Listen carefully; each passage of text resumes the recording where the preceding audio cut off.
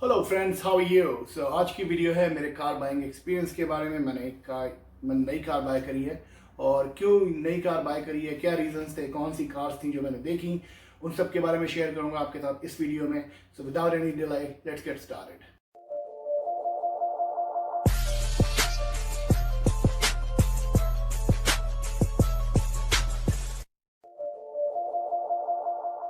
तो मैंने ये कार क्यों बाय करी, क्या रीजंस थे, क्या प्रोसेस था, सब कुछ शेयर करता हूँ। सो फर्स्ट ऑफ ऑल, जब मैंने डिसाइड किया कि मुझे नई कार चाहिए, मुझे नई कार लेनी है, क्योंकि मैं सोच रहा था कि जो मेरी पुरानी कार जो कि हेल डैमेज में थोड़ी डैमेज हो गई थी, मेरी इंश्योरेंस कंपनी ने उसे कवर कर लिया था, तो थोड़ा बहुत पैसा मिल गया था क्योंकि वो बहुत पुरानी थी। इतनी ज़्यादा राइट ऑफ होने के बाद इतना ज़्यादा पैसा नहीं मिला था उस पर, but something is better than nothing, I would से।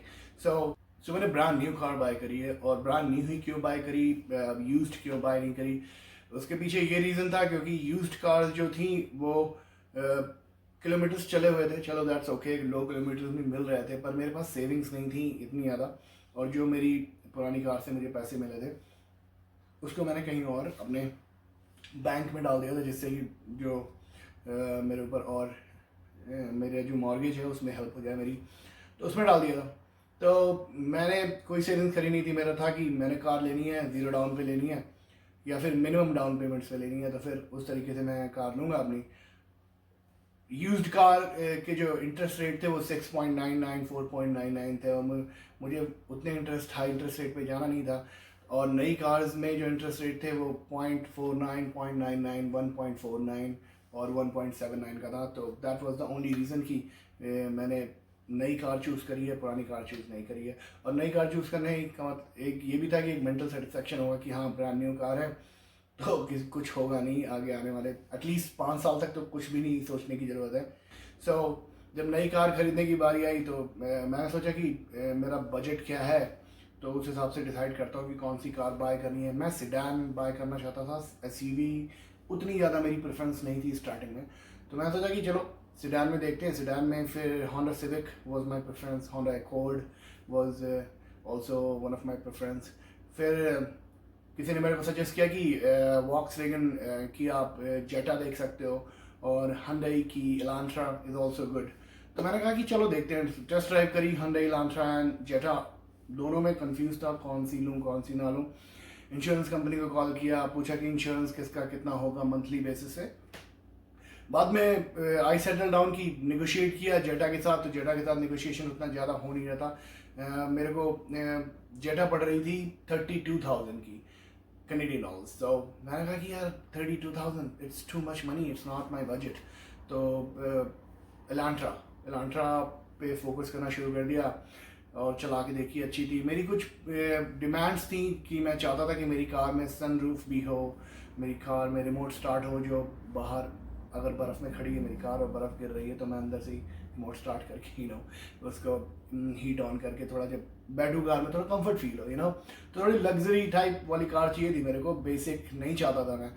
तो इलांट्रा की डील फाइनल करी। इलांट्रा की डील जब मैंने माइंड मेकअप कर लिया था कि मेरे को इलांट्रा चाहिए ही चाहिए अब, क्योंकि 5 ईयर का उनका वो था, जो उनकी क्या कहते हैं वारंटी थी ना, वो बहुत ही सॉलिड थी। 5 साल की, हाँ 5 साल की पावर ट्रेन की वारंटी थी, और आई गेस 60,000 की बम्पर टू बम्पर वारंटी थी। एनीथिंग कुछ भी कार में ख़राब हुआ तो वो कवर कर देंगे। तो जब बैठा मैंने कहा कि let's do final deal, what would be the best pricing, pricing क्या होगी सबसे अच्छी। तो उन्होंने मेरे को बोला कि 29,000। मैंने कहा 29,000 तो मैंने सोची भी नहीं थी कि इलांट्रा की इतनी ज़्यादा होगी। फिर मैं सोचा कि अगर मेरे को 29,000 ही स्पेंड करने हैं तो फिर मैं बड़ी गाड़ी लूँगा ना फिर। हाँ, फिर मैंने देखा जब बजट मेरा 25 26 27 के करीब था, ये बजट से ऊपर जा रहा। अगर इतने पैसे खर्च करने हैं तो मैंने लॉन्ग टर्म की सोच के देखता हूँ, तो फिर इसलिए बड़ी गाड़ी देख लेता हूँ। फिर जब एसयूवी के बारे में सोचने लगा, क्योंकि फ्रेंड्स ने बोला कि एसयूवी ले लो जब इतने पैसे खर्च कर रहे हो, होंडा एकॉर्ड पड़ेगी 33,000 34,000 की, तो उसमें अगर 1-2 हज़ार ऊपर से डालोगे तो अच्छी एसयूवी आ जाएगी। तो एसयूवी में मेरे दिमाग में सिर्फ 2 ही एसयूवी थी, RAV4 या फिर CRV। तो मैंने RAV4 की टेस्ट ड्राइव करी। मुझे बहुत अच्छी लगी RAV4, क्योंकि इंजन उसका बहुत ही सॉलिड है, और टोयोटा की RAV4 है, तो टोयोटा की गाड़ियों की रिलायबिलिटी बहुत अच्छी होती है। तो मैंने कहा चलो या तो फिर टोयोटा होगी या फिर होंडा होगी, यही मेरे दिमाग में थी। क्योंकि लोगों ने बोला कि वॉक्सवैगन की जो मेंटेनेंस है बहुत ज़्यादा होती है, तो उसमें तो कुछ देखना मत। और हुंडई अगर ज़्यादा ही पैसे डालने हैं तो फिर कोई सॉलिड कार लो जो लॉन्ग टर्म में तुम्हें हेल्प करे और मतलब ज़्यादा टाइम तक चले और रीसेल वैल्यू भी ज़्यादा हो। तो टेस्ट ड्राइव करी RAV4, मस्त सॉलिड भागी।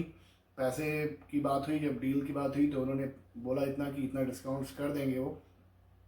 तो मेरे को लगा कि और थोड़ा अगर ऊपर नीचे करूँगा मैं, जब पूरा मन में मतलब होगा कि हाँ अब मुझे RAV4 ही लेनी है, तो और भी निगोशिएशन हो सकता है। फिर CRV की टेस्ट ड्राइव करी और प्यार हो गया। CRV की टेस्ट ड्राइव इतनी मतलब मुझे RAV4 से CRV इसलिए अच्छी लगी क्योंकि उसमें सीटिंग की जो ना कंफर्ट था वो बहुत ही अच्छा था CRV में, और वो सारी चीज़ें थी। RAV4 में रिमोट स्टार्ट नहीं था जो मॉडल मैं देख रहा था, और CRV में रिमोट स्टार्ट भी था। RAV4 में आई मीन लाइक और सब कुछ तो था, पर CRV वाज लाइक कि कुछ अलग ही थी। मतलब मेरे को अच्छी लगी CRV। मेरे फ्रेंड्स लोगों ने RAV4 ली है लास्ट ईयर की, और अभी मेरी एक फ्रेंड ने RAV4 ली है। तो CRV का फाइनल हो गया। मैंने पूछा कि क्या प्राइसिंग होगी, क्या वो होगा, तो उन्होंने बोला आप बताइए। मैंने बोला मैं ऐसी कोई प्राइसिंग नहीं बोलना चाहता जिससे कि आपको लगे कि क्या मजाक कर रहे हो। तो उन्होंने बोला कि नहीं नहीं आप बोलो। तो मैंने प्राइसिंग बताई उनको, तो उन्होंने बोला कि let me see what we can do best for you.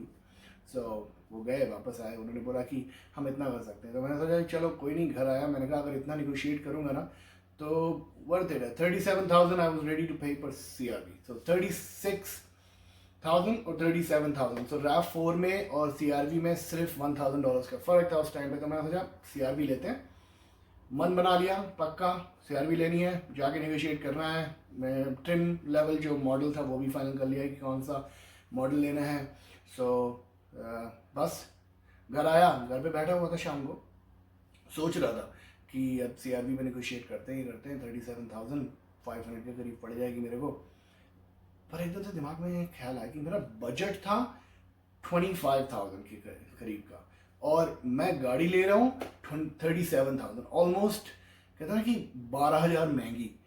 तो फिर ये कुछ अंदर से डर लगने लगता है ना कि आप कहते हो कि यार इतने पैसे खर्च करूँगा और कोई वो भी नहीं है, तो एक स्ट्रेस लेवल आने लगता है। तो मैं वो स्ट्रेस लेवल नहीं चाहता था अपना मंथली बेसिस पे कि मैं गाड़ी इंजॉय भी ना करूं और दिमाग में ये रहे कि अरे गाड़ी की किस्तें देनी है, ये देना है, वो देना है। तो कुछ दिमाग में आया, फिर मैंने कहा कि चलो होंडा सिविक भी मैंने टेस्ट ड्राइव करी थी उस टाइम पे, और होंडा सिविक मेरे को पसंद नहीं आई थी क्योंकि उसमें सनरूफ होने की वजह से होंडा सिविक का जो हेड था, हेड स्पेस था, हेड रूम था, वो बहुत ही लो कर दिया था और मेरे हेड को टच कर रहा था, तो आई डेंट लाइक इट।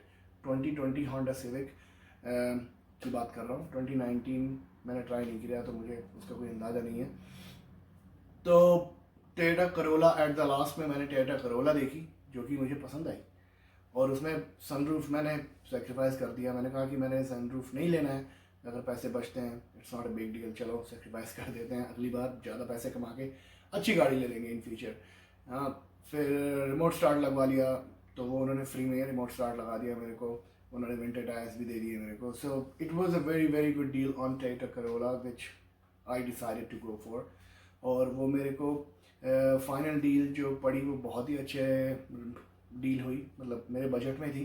तो मुझे लगा कि हाँ दिस इज़ द कार। और टोयोटा तो लॉन्ग लास्टिंग होती है, सबने तारीफ़ भी करी कि रिलायबिलिटी बहुत अच्छी है, तो it's gonna last you kind of forever if you take care of this, अगर आप इसका ध्यान रखते हो।